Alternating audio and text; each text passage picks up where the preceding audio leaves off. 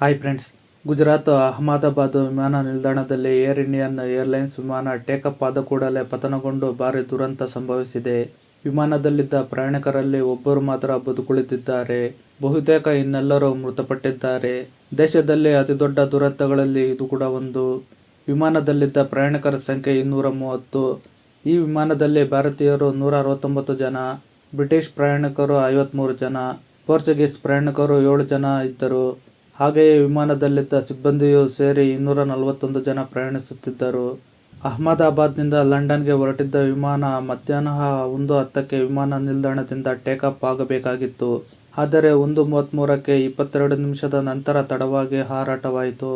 ಹಾರಾಟ ಆದ ನಂತರ ಕೇವಲ 635 ಮೀಟರ್ ಎತ್ತರಕ್ಕೆ ಹಾರಿತ್ತು. ಯಾವುದೇ ವಿಮಾನವು 1400 ಮೀಟರ್ಗಿಂತ ಎತ್ತರಕ್ಕೆ ಹಾರಬೇಕು. ಆದರೆ ಈ ವಿಮಾನವು 635 ಮೀಟರ್ ಎತ್ತರಕ್ಕೆ ಹಾರಿ ನಿಯಂತ್ರಣವನ್ನು ಕಳೆದುಕೊಂಡಿತ್ತು. ವಿಮಾನದಲ್ಲಿ ಭಾರೀ ಪ್ರಮಾಣದಷ್ಟು ಪೆಟ್ರೋಲ್ ತುಂಬಿದ್ದರಿಂದ ಬಿದ್ದ ಕೂಡಲೇ ಸ್ಫೋಟಗೊಂಡಿದೆ. ವಿಮಾನವನ್ನು ನಡೆಸುತ್ತಿದ್ದವರು ಕ್ಯಾಪ್ಟನ್ ಸುಮಿತ್ ಸಬರ್ವಾಲ್ ಮತ್ತು ಕ್ಲೈವ್ ಕುಂದರ್. ಇವರಿಗೆ ಒಟ್ಟು 9300 ಗಂಟೆಗಳ ವಿಮಾನ ಹಾರಾಟದ ಅನುಭವವನ್ನು ಹೊಂದಿದ್ದರು. ಆದರೂ ಸಹ ನಿಯಂತ್ರಣವನ್ನು ಕಳೆದುಕೊಂಡು BJ ಮೆಡಿಕಲ್ ಕಾಲೇಜ್ ಹಾಸ್ಟೆಲ್ ಕಟ್ಟಡದ ಮೇಲೆ ವಿಮಾನ ಬಿದ್ದು ಸ್ಫೋಟಗೊಂಡಿದೆ.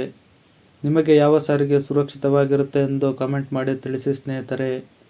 ಈ ವಿಡಿಯೋ ನೋಡಿದ್ದಕ್ಕೆ ಧನ್ಯವಾದಗಳು.